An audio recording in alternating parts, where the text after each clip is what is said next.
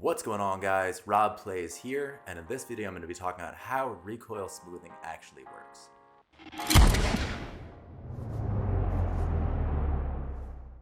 So there's a big misconception out there that to recoil smooth you have to counter strafe. So if your enemy is strafing left, you have to strafe to the right, and if your enemy is strafing to the right, you have to strafe to the left and track them. This is actually incorrect, and a number of YouTubers have done a phenomenal explanation of how it actually works. What happened was they gave people tips on how to make this work more consistently, and people just misunderstood.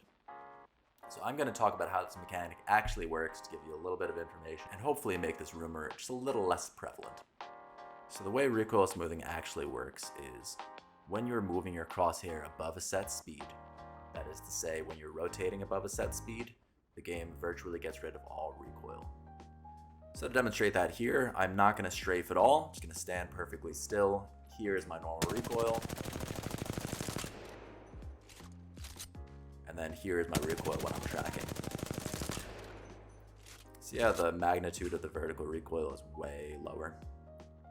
That's what recoil smoothing is. Now note, I stood completely still there. So I didn't need to counter strafe. In fact, I didn't need to strafe at all. Even worse, if I strafe in the same direction that I'm tracking, there's still recoil smoothing. All I need to do is rotate. That's how it actually works.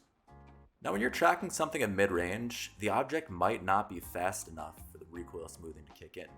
So it can be helpful to counter strafe just to make it so now you have to move your crosshair fast enough to recoil smooth.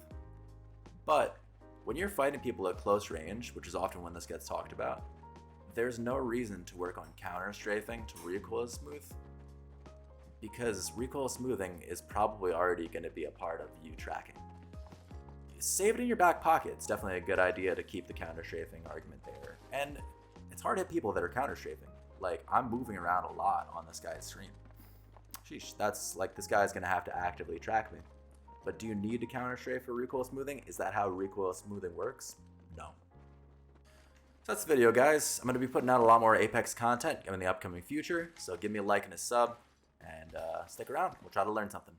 Thanks. Peace. My cat! You busted in. That's my baby. Peace.